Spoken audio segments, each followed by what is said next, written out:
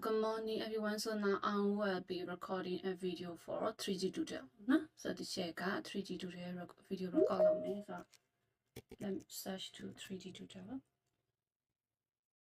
And this. So this is a free web app application. So you can hear tutorial. So when I teach in the classes, I also watch this tutorial and I practice. So this is a tutorial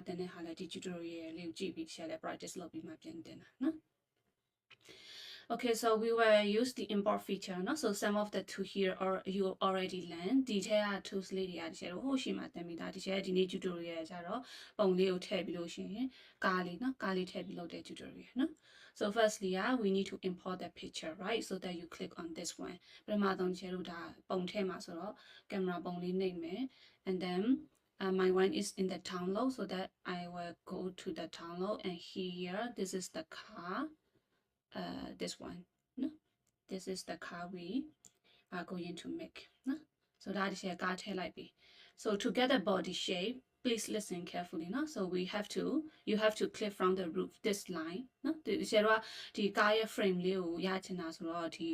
the car come na la no? So the line in na the chest revolution, the outer body na the chatty line. No? So that we got a car body frame. And also for the feet, also the same Tina Lagani, Tina Lag to the chat, no? And also from here to here, like this. No? So now we got a wheel. After that, we will remove this image, right? So that you click this arrow, you click this and delete. No? So this arrow the aka set a frame label the amelo also the mialine you being to select like maybe keep organic delete. No? We will delete this, or you can click this one. No? So now we get a line outline shape so that we can easily transform and we can easily customize. No? So so firstly, we will color it. The color in so that this is a free color, right? So you click here and you can color the one as you like. I will use the red. No? And then for the wheel, I will use the black, right? So that I will change to black color here, and like this, and then like this, no? And then for the like how do we say XX when you zero blue color udai no? So udai jaro the K on the no? When you la below no? Okay, that one, no? Okay, so now we have like a car frame, but the rear car, you can imagine that is the we have 4 wheels, right? The get zero pima gas when car living she a kudima zero a car 2D and young like the laws at the even the payment pin. So we were we were customize, no? So zero car long sorry, paying long young long maybe body loan and nearly 2 no? So that firstly, our the car paying the 2 pin, no? So that we will reduce the size. So that we need to select both wheels. The paying the code share up on loma, the low 2 me no? Bar on loma, so the paying the long select members or mammy, you may be or the outnally, ouchinally logani, the low in the cool went out. The coupon on the cool out. Paying the long, oh, like, no? A solution now. These two we are selected. This one is zero magic bone the Haleo teaching after paying along that selection. No? And then from this side, we need to reduce the size, right? So that you click on this arrow, the arrow name beyond 6 millimeter allowed no? 9876 allowed to short line. No? Okay, so now you see we get a live and reasonable size. So zero slightly so no. And also another thing is the car body. It is this is still small, right? So we need to make it bigger a little bit. No, so this already imagine the car body are bang bang so to your cargo the get car side so that you click the arrow again, you click the car body, and then we will increase the size. This is 50လောက်ထိတိုးလိုက်မယ်နော်50လောက်ထိဒီလောက်မှအနေတော့ပဲပေါ့နော်ဆိုတော့ဒီလောက်မှအနေတော့ပဲဒီရှိကနေကြည့်လိုက်ပြီနော်50တောင်မှနည်းနည်းသိရင်သိအောင်ပါ55လောက်ထိရတယ်နော်နည်းနည်းလေးတိုးလိုက်ပါမယ်52လောက်ထိရပြီနော် Okay, so the next step we also need to make this axis taller right so ဒီရဲ့အလေရနဲ့ဥတိုင်းပေါ့နော်ဆိုဒီ O တိုင်းတစ်ခုကလည်းလိုက်ပြီးလို့ရှင်ရှေ့မှရမှာမလားဆိုတော့သူတို့နှစ်ခုကိုဆက်လက်မှတ်ပြီးချေတို့အပေါ်ကိုဆွဲရှေ့မယ်နော်ဆိုဒီချဲရဲ့ဒီ lesson မှာအဓိကလောက်ရတာကဒီကားကနေဒီပုံလေးကနေ frame ယူလိုက်တယ်ပြီးလို့ရှင်အထူအပါးတွေလိုက်ပြီးတော့ adjust လုပ်လိုက်တယ်နော်ကာလာလေးတွေဖြည့်ပြီးအဲ့လောက်ပါပဲနော်အဲ့တော့တကယ်လို့ဒီအလဲကဥတိုင်းတစ်ခုကိုဆွဲရှိမှဖြစ်တဲ့အတွက်ဒီဥတိုင်းတစ်ခုဆက်လက်မှတ်မယ် so that you click the arrow you click the first one and you press shift from your keyboard နော် so ဒီကျတော့နှစ်ခုစလုံးတပြိုင်တည်းဆက်လက်မှတ်ချင်တယ်ဆိုလို့ရှိရင်ဒီပထမတစ်ခုကိုနှိပ်ပြီးတာနဲ့ဒုတိယတစ်ခုကိုမနှိပ်ခင်မှာ shift လေး keyboard ကနေ shift လေးဖိထားလိုက်ဖိထားပြီးလို့ရှိရင်ဒီတစ်လုံးနဲ့လဲဆိုလို့ရှိရင်မှာနှလုံးဆက်လက်ဖြစ်သွားတွေ့လားနော်ဒီအလဲကဥတိုင်းတစ်ခုစလုံးဆက်လက်ဖြစ်ပြီးဆိုမှ we need to make it bigger taller ရှေ့အောင်လောက်ကြမယ်နော်ခုနဒီချက်ယူလိုက်တာ55လားနော်အဲ့လောက်ရှိမှတင်ဆိုအဲ့လောက်ရှေ့လိုက်မယ်ပေါ့နော်ဒါလောက်ရှေ့လိုက်မယ် so then now we have increasing the length of the height of the axis so that last step is we need to copy this to be right so ဒီချက်တော့နောက်ထပ်ဘိန်းနှလုံးထပ်တက်ဖို့ပဲကျန်တာ so ဒီနှစ်ခုပဲချက်တော့ copy ကူမှာပေါ့အသက်မလောက်တော့ဘူးလေနော် so that we will select these two we again ဒီနှစ်ခုပြန်ပြီးတော့ဒီလိုလေး select မယ် and then this is the copy or duplicate နော် so ဒါလေးကဒီချက်တော့ copy လုပ်တဲ့ဟာလေးအဲ့တော့သူ့နှိပ်လိုက်တယ်နှိပ်လိုက်လို့ရှင်အမှန်တကယ်ဆိုတာ copy ဖြစ်သွားပြီဒီချက်တော့မှထပ်နေတော့မမြင်ရအောင် so အဲ့ဒါကိုတခါတည်းဒီအလဲကအဆက်ကလေးကနေနော်ဒီချက် mouse ကိုဒီချလိုက်ကြည့်အလဲကအဆက်ကလေးကနေဖိပြီးအပေါ်ဆက်တင်လိုက်မယ်အဲ့ဆိုရင်ပြီးသွားပြီနော်အဲ့ဆိုလို့ရှင် now we finish our craft ကျန်တဲ့ဟာလေးကတော့ကိုယ့်ဘာသာကိုဒီမှာ brush လေးနဲ့လေ brush လေးနဲ့ချက်တော့ဟိုလုပ်လို့ရမယ်ထင်တယ်ဟိုဗာလေ design လေးတွေဗာလေးတွေဆွဲလို့ရမယ်ထင်တယ်နော်ဒီဘက်မှာလာဆွဲလို့တော့မရဘူးဒီဘက်မှာလာဆွဲလို့ပေးရင်တော့ကောင်းတယ်နော်ဆိုတော့အဲ့တော့ limitation ရှိတယ်ဒီနားမှာကျတော့ဘယ်လိုဆွဲကြမလဲဒီနားလောက်ပဲရမယ်ထင်တယ်နေပြီးဆိုရင် brush လေးနဲ့ဒီမှာနည်းနည်းလေးထည့်ကြည့်မယ်ကာမီလုံးလေးပေါ်ကဟိုဒီမှာတော့ပေါ်လာအဲ့ဘာလို့မလုပ်တော့အဲ့လောက်ပဲထားလိုက်တော့နော် okay so now we got our 3D car no like that okay no okay so this is in how we can transform from the pictures to the 3D နော်ဒါဒီကျတော့ပုံလေးကနေထည့်ပြီးလို့ရှင်3D ပုံလေးပြောင်းလိုက်တာပေါ့ဒါတို့လည်းပုံရှာတဲ့အခါမှာဒီချက်လိုမျိုးဒီလိုမျိုးခုနဒီချက်ရှာပြထားပုံလေးတွေရှာလို့ရဥပမာ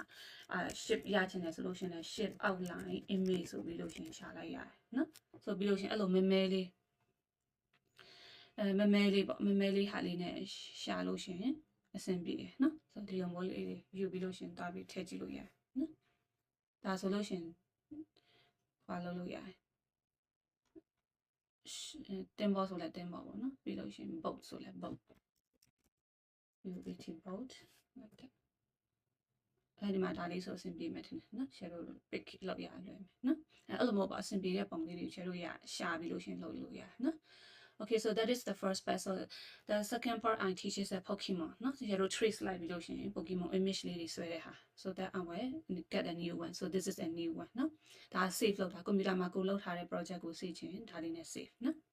ဒီမှာနာမည်လေးပေးပြီးလို့ရှင်download file ဆိုတာကွန်ပျူတာထဲချပါလိမ့်မယ်နော် okay so next I will upload I will import the Pokemon picture နော်နောက်တစ်ခါဒီလို Pokemon picture လေးပေါ့နော်ဆိုတော့ဒီကနေဒီတစ်ကောင်လေးပဲဆက်ပြမယ်နော် so ခုနဒီချက်လောက်တယ်လို့မဟုတ်ဒီလိုမျိုး trace မလိုက်ပဲနဲ့ဒီခါကျတော့ချက် Canon လေးနဲ့ trace လိုက်မှာနော်အဲ့တော့ဒီဘက်ကိုနည်းနည်းလေးဆွဲထားလိုက်မယ် and then here pencil mouse လေးကတော့နည်းနည်းညင်ရမှာပေါ့နော်ဆိုဒီချက်မှာသူ့ line အတိုင်းလေးပဲဒီလိုလေး mouse လေးနဲ့လိုက်ပြီးလို့ရှင်ထပ်ပြီးတော့ဆွဲလိုက်မယ်နော်နည်းနည်းလေးတော့မငြင်းဘူးဖြစ်သွား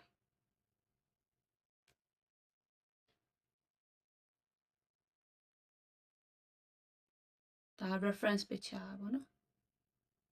အဲ့ဆိုဒီမှာရရင်နော်ဒီမှာဒီရေလိုချင်တဲ့ဒီအခွန်လေးရပြီဆိုလို့ရှင်သူ့ကိုဒီပုံလေးကိုခဏလေးဖြတ်လိုက်မယ်ဘာလို့လဲဆိုတော့ဒီကောင်လေးကိုဆွဲပြီးတော့ဒီဘက်ကိုရွှေ့ချင်လို့နော်ခဏလေးဖြတ်လိုက်တယ်ပြီးလို့ရှင်သူ့ကိုပြန်ထောက်ပြီးလို့ရှင်ဒီဘေးကိုရွှေ့လိုက်မယ်ပြီးလို့ရှင်ပုံလေးကိုပြန်ထည့်လိုက်မယ်ကြည့်ပြီးလို့ရှင်အယောင်လေးတွေပါလေးတွေသူ့အတိုင်းလိုက်ပြီးဆွဲလို့ရအောင်လို့ reference အနေနဲ့sorry နော်ပြီးလို့ရှင်ဒီမှာသူ့ကို click နေပြီးလို့ရှင်ဟိုဘက်နဲ့တိုးလိုက်မယ်နော်ပြီးရနဲ့ခဲတန်နဲ့ပဲဒီချက် အရင်ဆုံးစေးပုံးလေးနဲ့ပေါ့နော်စေးပုံးလေးနဲ့ဒီအပန်းရောင်လေးအရင်ဆွဲမယ်အဲ့ဆိုဒီမှာကြည့်ရှယ်တို့ဒီနာအပန်းရောင်မယူဘဲနဲ့ဒီ picker tool လေးနဲ့သူ့ရဲ့ခေါင်းတော့ထောက်လိုက်လို့ရတယ်အဲ့ဆိုဒီမှာသူအပန်းဖြစ်သွားပြီအခါမှာစေးပုံးလေးနဲ့ဒီရဲ့ဖြည့်လိုက်လို့ရတယ်နော်အဲ့ဆိုဒီမှာသူတိုင်းပန်းရောင်ရပြီနော်ပြီးလို့ရှင်ဒီအပေါ်ကဒီဟာလေးတွေကကြတော့ခဲတံလေးနဲ့အရင်ဆွဲမယ်ပေါ့နော်ဆိုတော့အရင်ဆုံးအမဲရောင်အရင်ပြောင်းလိုက်မယ်ပြီးတော့ဒီမှာခဲတံလေးနဲ့ပဲသူ့ရဲ့အထက်ကဒီ shade လေးတွေကိုလိုက်ပြီးတော့ဆွဲလိုက်မယ်ပြီးတော့ဒီထဲမှာအကွေးလေးရှိတယ်ပြီးတော့ဒါလေးတွေနည်းနည်းလေးဆက်လိုက်မယ်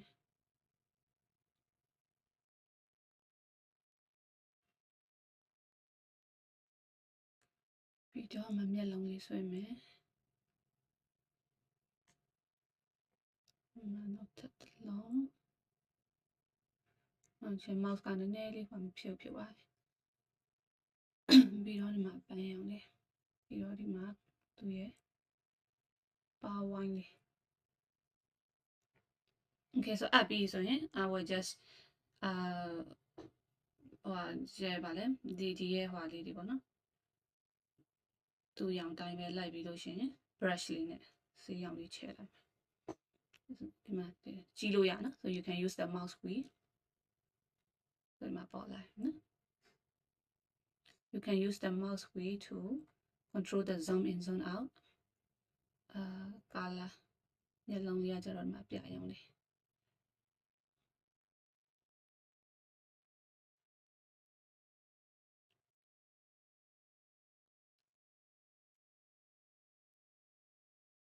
and then အဖြူရောင်အဖြူရောင်လေးရတယ်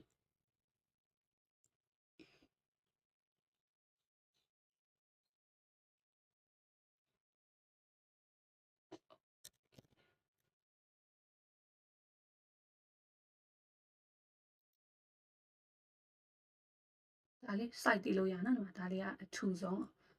ဒါအပါဆုံး okay မှာနော်ဒီမှာရပြီပြီးတော့ဟောဒီ line လေးအပန်းရောင်လေး okay so that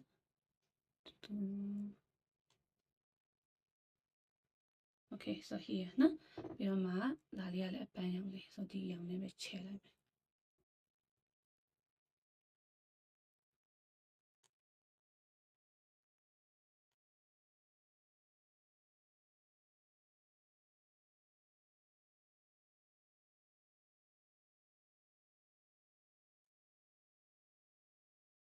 Okay, no? And then Ali Tianwang Mary.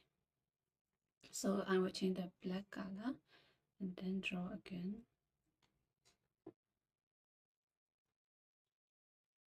I think I need to actually be you be pencil.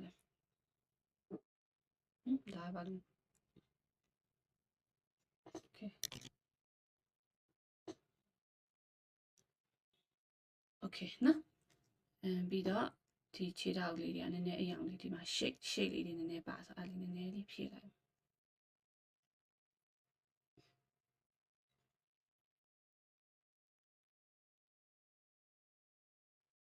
ဒီပေးရနော်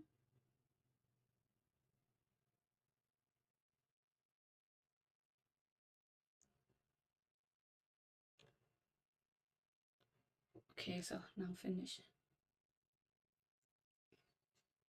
Okay, here. Okay, so now this is also we use the reference picture and then we transform to 3D Pokemon image. Okay, so that's it. ဒါလေးကလွယ်နော်ဆိုချင်ဒါလေး summary ပြန်လုပ်မယ်ဆိုအရင်ဆုံးတစ်ချက်ခဲတဲ့လေးနဲ့ဒီလိုလေး trace လိုက်တယ်ပြီးလို့ရှိရင်ပုံလေးကိုခဏဖြောက်ပြီး outline လေးကိုဘေးဖက်ဆွဲယူပြီးဒီပုံကနေပဲကြည့်ပြီးတစ်ချက်ဒီရဲ့ brush လေးတွေခဲတဲ့လေးတွေနဲ့တုံးပြီးလို့ရှိရင်ဆေးလေးတွေလိုက်ချက်လိုက်တယ်သူ့ရဲ့ပုံမှာဒါပဲနော်တိတ်တော့မလာပါချင် Okay, so that is our 3D how to use the reference images